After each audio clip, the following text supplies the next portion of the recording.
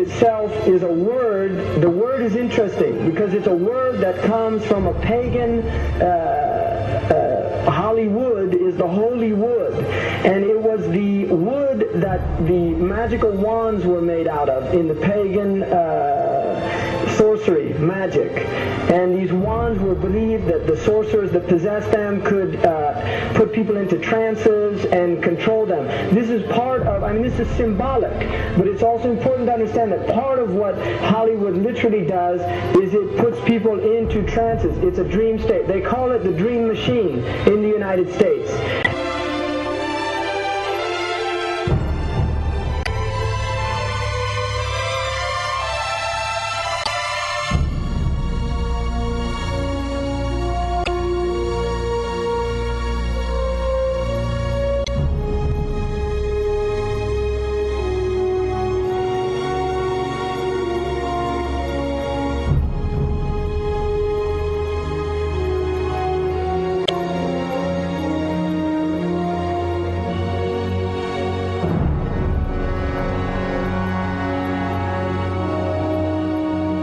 Creates fantasies for people. It puts people into these things. Now, one of the things is interesting that in the part of what's done in movie theaters, in darkened rooms where people watch television, is literally a trance state that occurs through what's called suspended state of disbelief. You enter into a state, you suspend your disbelief and enter into a state whereby you begin to believe what you internally realize is imagination. It's falsehood. Films are magic. It's just magic. You go and you watch these things and people get caught up in them. People cry during films, all this catharsis that takes place in these things. Many of the films, and this is an important element in the control mechanism, is literally allow people to go and have certain type of catharsis as a purging experience, which Aristotle talks about the necessary element. One of the necessary elements of tragedy is to create this cathartic experience. And this is why a lot of the films, especially also news and things like this is why news is very important in this culture. Everybody watches the news. They have this tragic, cathartic experience of watching the tragedies of others and then feeling safe and complacent in their own experience of this suspended state of illusory well-being. So these are very intricate and sophisticated methods. Now, I think it's dangerous, although there are elements, there's concerted efforts that take place, there's also a lot of people that have similar worldviews that aren't necessarily working together in concerted efforts.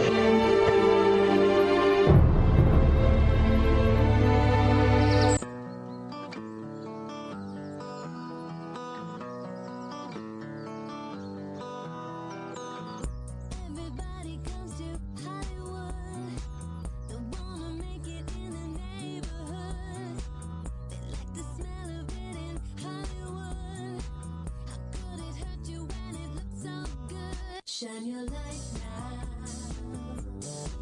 This time it's got to be good. You get it right now, yeah. 'Cause you're in Hollywood. There's something in the air in Hollywood. The sun is shining like you knew.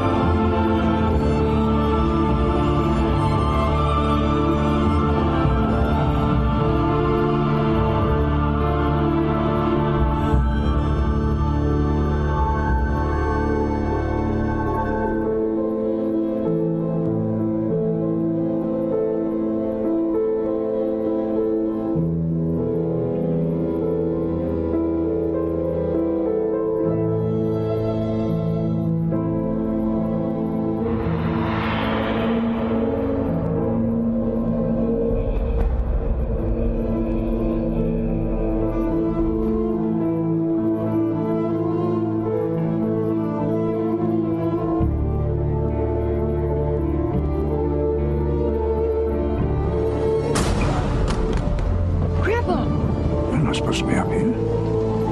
Looking at that? I just wanted to know. Well, you're old enough, I suppose. You should know the story. Okay, here we go. It was 1832. On a night much like this.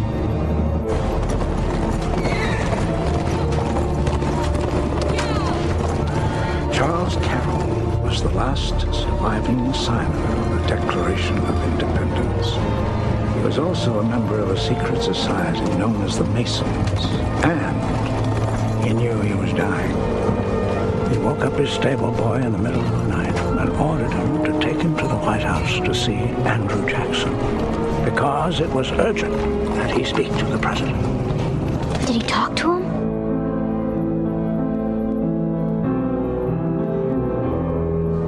No, he never got the chance. The president wasn't there that night. But Charles Carroll had a secret. So he took into his confidence the one person he could. My grandfather's grandfather, Thomas Gates. What was his secret? A treasure. A treasure beyond all imagining.